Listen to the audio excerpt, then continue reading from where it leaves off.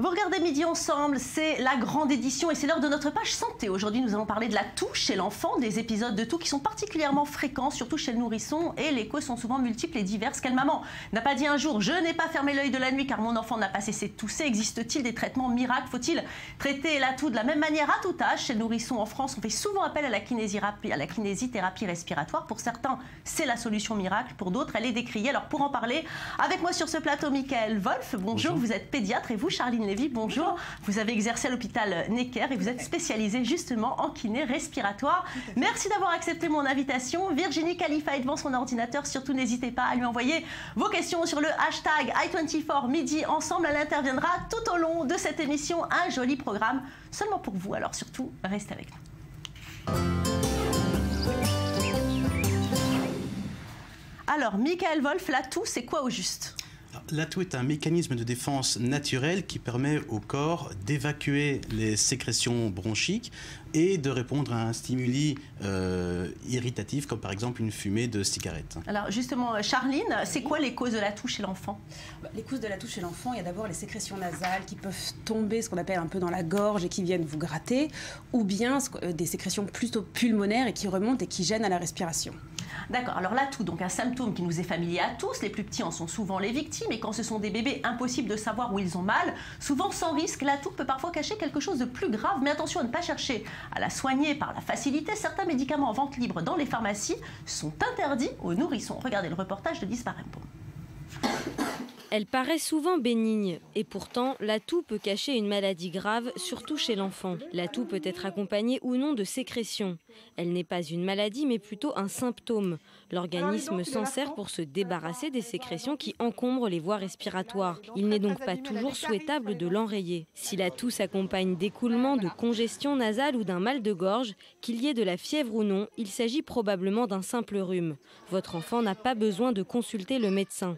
Par contre, quand la toux est grasse, il peut s'agir de bronchiolite, voire de mucoviscidose. Si la toux est aboyante et la voix rauque, il s'agit peut-être d'une laryngite. Quand elle est accompagnée de sifflements, il est possible qu'il s'agisse d'asthme. En cas de vomissement ou d'étouffement, il peut s'agir de la coqueluche.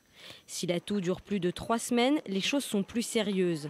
Cette fois, il s'agit d'asthme, d'une sinusite ou de reflux gastro-œsophagien. Plusieurs autres maladies plus rares sont aussi à considérer, comme la fibrose kystique, surtout si la toux chronique est accompagnée de diarrhée persistante ou d'un gain de poids insatisfaisant.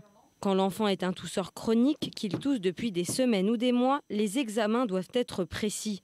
Cette toux évoque une atteinte des voies aériennes supérieures avec des éléments infectieux et allergiques auxquels s'associent différents facteurs comme la pollution, l'humidité du climat, le type de chauffage ou le tabagisme familial. Après la consultation chez le médecin de famille, une radiographie du thorax est indispensable. Lavage des fosses nasales, antitussifs, produits décongestionnants aident les enfants à se sentir mieux. Mais attention, certains produits qui paraissent inoffensifs sont interdits. Pour bien des parents, le sirop antitussif est un réflexe de base. Pourtant, il est contre-indiqué chez les moins de 2 ans. Les effets secondaires sur les nourrissons sont nombreux. Aggravation d'atteintes respiratoires, allergies et même parfois mort subite. En 2010, une vingtaine de médicaments contre la toux ont été interdits à la vente en France pour les enfants de moins de 2 ans. Les solutions doivent donc rester simples en cas de toux persistante. Usage de sérum physiologique, surélévation de la tête de l'enfant allongée et hydratation de l'enfant.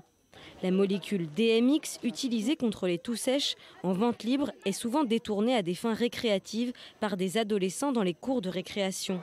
L'euphorie procurée par la molécule vient avec des nausées, des démangeaisons et des éruptions cutanées. Nous avons demandé aux pharmaciens d'officine de placer ces spécialités derrière leur comptoir, en dehors de la zone où les clients peuvent se servir eux-mêmes. Les pharmaciens peuvent aussi refuser la vente s'ils l'estiment nécessaire. Une trentaine de médicaments en vente libre contiennent un dérivé de la morphine. Attention, car certains sont utilisés comme de la drogue par les jeunes. Donc la toux, Michael Wolf, si je comprends bien, ne se soigne pas automatiquement par des sirops. Pas du tout. Comme on l'a très bien vu dans le reportage, la cause principale, les causes les plus fréquentes de consultation chez les pédiatres reste la rhinopharyngite. Et le traitement n'est pas un sirop antitussif qui n'est pas anodin comme on l'a bien vu.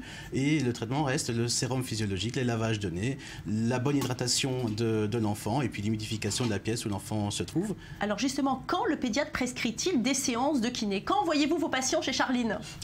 Alors, j'aimerais envoyer le plus souvent possible les patients chez Charline, surtout chez les patients, les enfants qui sont encombrés. Malheureusement, en Israël, on se trouve dans une situation un petit peu délicate puisque la kiné respiratoire n'est pas prise en charge par les systèmes de santé, donc n'est pas remboursée. Et donc, on est un peu plus difficile à expliquer aux parents l'intérêt, l'utilité, l'intérêt. En plus, c'est assez méconnu comme technique en Israël. Mais dès que je vois que l'enfant a des critères, on va dire, un peu plus de gravité, comme l'enfant qui refuse de manger, qui n'est pas capable plutôt de manger ou qui tousse toute la nuit, qui n'est pas bien, je suggère la kiné respiratoire. Alors comment ça fonctionne exactement ces séances de kiné, Charline Lévy? Alors tout d'abord, je demande toujours aux parents de venir minimum 1h30 après le dernier repas de l'enfant pour des raisons de sécurité. Parce qu'on n'a pas envie on peut potentiellement faire vomir l'enfant, donc c'est vraiment pas agréable pour lui. L'enfant arrive, j'ausculte, je lui explique ce qui va se passer peu importe son âge, je mets un masque parce que c'est quand même, il a besoin de comprendre le début de la séance et la fin, et j'explique un peu aux parents, je leur propose éventuellement de sortir parce que c'est difficile, et c'est parti, donc c'est ce qu'on appelle l'accélération du flux expiratoire. Une technique qui demande avec les deux mains, une sur le thorax, une sur le ventre et des pressions. Oui, là on vous voit justement à l'image, il n'a pas l'air très content ce bébé quand même. Non, alors il n'est pas très content, mais si vous voyez, c'est parce que j'ai mis le masque, donc il comprend qu'il va se passer un truc auquel il a l'habitude. Et le mouchage de nez, quel parent arrive facilement à moucher le nez de son enfant? Aucun enfant n'aime ça, mais même nous, quand on nous met quelque chose dans le nez, c'est pas très très agréable. Là commence la séance. Il y a une main abdominale, une main sur le thorax et on commence en utilisant l'expiration du bébé pour accentuer l'expiration, accentuer le flux expiratoire qui va faire bouger la sécrétion et remonter tout ça vraiment des profondeurs des poumons de son petit. Donc ça remonte, on utilise l'enfant. Entre guillemets, c'est mieux quand il pleure, parce que quand on pleure, on expire plus fort, on ventile plus, donc ça remonte bien tout ça. Et après, c'est la partie la plus difficile pour les parents et même pour le petit à comprendre, c'est de provoquer cette toux. Il faut savoir que chez un enfant, la trachée, c'est pas du tout comme chez nous. Quand on touche, c'est douloureux. La trachée chez un enfant n'est pas cartilagineuse. C'est vraiment un petit tube tout mou, tout flexible, on peut y aller. Donc, on fait une extension, on appuie, et le crachat sort, la sécrétion remonte, tout va bien. Vous voyez, à la fin de la séance, il est dans les bras, on a retiré le masque, il sourit, il fait un câlin, on va avoir un gâteau. Il a l'air beaucoup mieux, tout va bien. Voilà. Alors vous, comment soignez-vous la toux de votre enfant? Les méthodes sont nombreuses, vous allez le voir, des vieux remèdes de grand-mère aux traitements les plus sophistiqués. Tout le monde connaît le problème. Samuel Calvo s'est promené dans les rues de Tel Aviv avec la caméra d'i24 News. Regardez. J'ai un sirop qui est fait à partir de plantes, rien de chimique, et en général, c'est ce que je lui donne et ça l'aide beaucoup.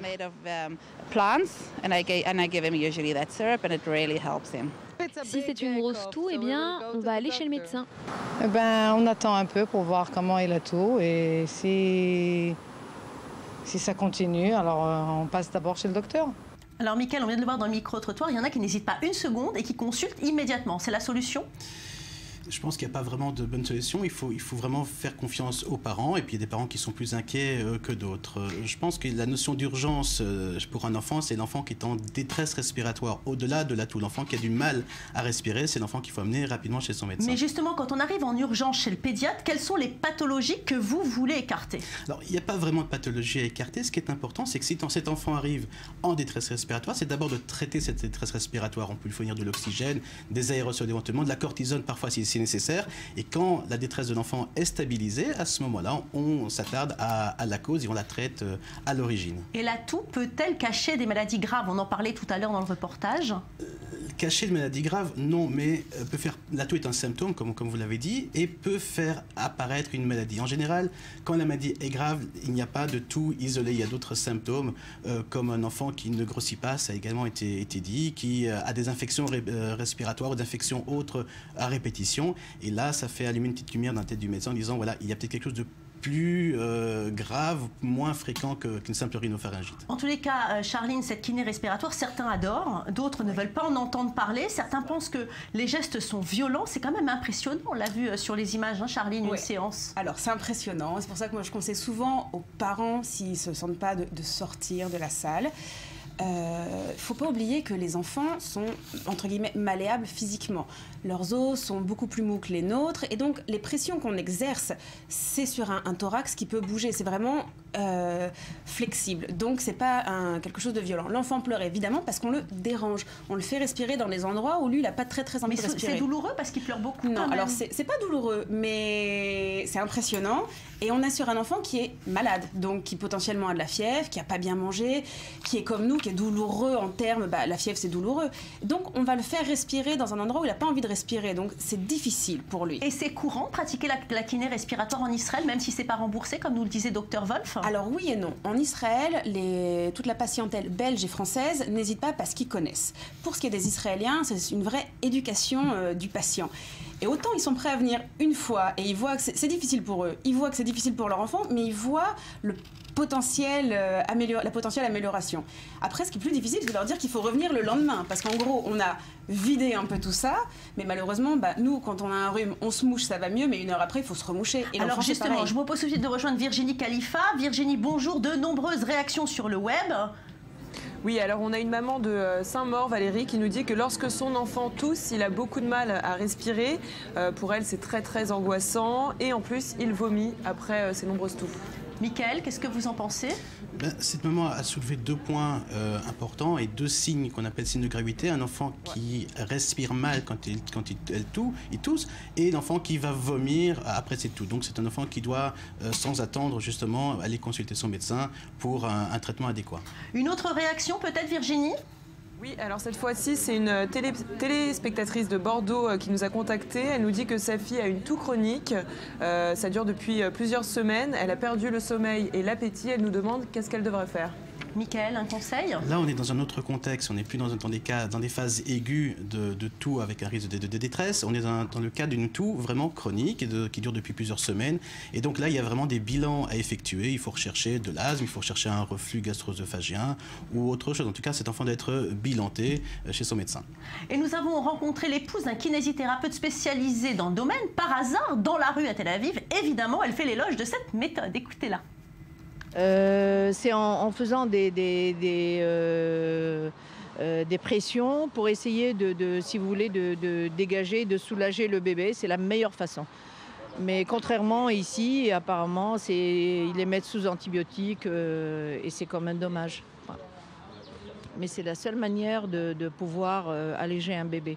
Je suis vraiment bien placée puisque mon mari est kinésithérapeute et il exerce justement ce métier même en Israël pour les bébés qui ont des problèmes respiratoires. Vous êtes d'accord, Michael, on prescrit trop souvent des antibiotiques en Israël? Les antibiotiques, tout le monde le sait, c'est pas automatique. Voilà. Et je pense qu'en Israël, on le sait bien aussi. Les médecins, les pédiatres en particulier, font assez, je pense, attention, même en Israël, à ne pas trop prescrire antibiotiques. Donc, un médecin qui va décider de mettre l'enfant sous antibiotiques, c'est qu'il pense à une infection bactérienne et non virale. Et si le doute persiste, en général, il demande à faire des examens complémentaires, comme une prise de sang ou une radio. Rapidement, Charline, jusqu'à quel âge on peut prescrire de la kiné? Je vais vous dire à tout âge. À tout âge. Vraiment. Merci beaucoup à vous deux. Midi Ensemble, la grande édition, c'est fini pour aujourd'hui. Merci à vous tous de nous avoir suivis. Notre hashtag i24 Midi Ensemble est disponible pour vous. Si vous avez la moindre question, le moindre commentaire, n'oubliez pas, j'adore vous lire.